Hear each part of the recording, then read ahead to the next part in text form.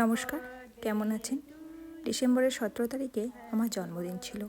আমাদের একটা ছোট্ট গ্রুপ আছে। কারোর জন্মদিনে সেই দিনটা আমরা সেলিব্রেট করি সবার সময় মতো যে কোনো একটা দিন। আমার বন্ধুরাও এসেছিল একটু লেট করে, ওদেরকে অসংখ্য ধন্যবাদ। কেক কাটার পরে একটু কেক খাওয়া হয়ে গেছিল, সেই কারণে ভাবলাম রাত্রে একটু নর্মাল খাবার খাই। বানিয়েছিলাম বয়েল সবজি। আলুটা আমি দিয়েছিলাম মূলত আমার ছেলের জন্য। সব রকম সবজিকে কেটে ধুয়ে নিয়ে একটা ডেকচির মধ্যে জল গরম করতে দিয়েছিলাম।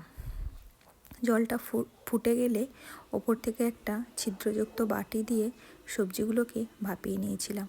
জলটা এমন দিতে হবে যেন জল কিছুটা সবজিতে ফোটার সময় লাগে। ভাপের মধ্যে সবজিগুলো দেখুন কি সুন্দর সেদ্ধ হয়ে গেছে। টমেটোটাও খোলা ছেড়ে দিয়েছে। এরপরে গ্যাসটা বন্ধ করে বেশ কিছুক্ষণ রেখে দিয়েছিলাম। একটা চাটুতে তেল দিয়ে গোটা জিরে, 2-4 কোয়া রসুনকে থেতো করে নিয়ে আর একটা শুকনো লঙ্কা ফোড়ন দিয়ে একটা তড়কা বানিয়ে নিয়েছিলাম।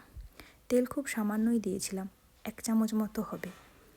এরপরে ওই সবজি সেদ্ধ করার জলটাতেই ওই তড়কাটা দিয়ে বেশ ভালো করে নাড়িয়ে নিয়েছিলাম। তারপরে ভালো করে তড়কাটা জলের সঙ্গে মিশে গেলে সেদ্ধ করা সবজিগুলো দিয়ে বেশ কিছুক্ষণ ফুটিয়ে নিয়েছিলাম। বাড়িতে বেশ কিছুটা পালং শাক ছিল। পালং শাকগুলোকে ভালো করে ধুয়ে ওপর থেকে দিয়ে আবার একটু চাপা দিয়ে দিয়েছিলাম।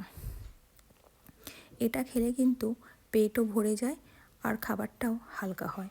খাবার সময় গরম গরম ওপর থেকে একটু গোলমরিচ দিয়ে নিলে বেশ ভালো লাগে।